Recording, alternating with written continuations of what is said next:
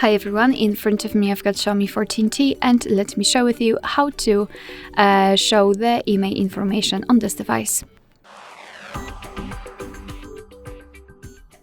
So today I'd like to show you two different ways of showing the IMEI info. Let's start with the fastest option. Let's open the dialer, tap on the keypad and enter the special code, which is *##06#.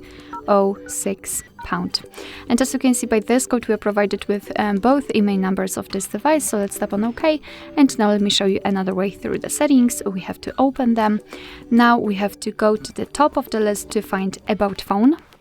Now scroll down, enter detailed info and specs. Scroll down again, let's find the status.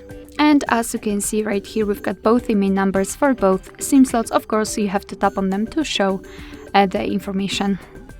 Alright, so that will be all. Thank you so much for watching. I hope that this video was helpful, and if it was, please hit the subscribe button and leave the thumbs up.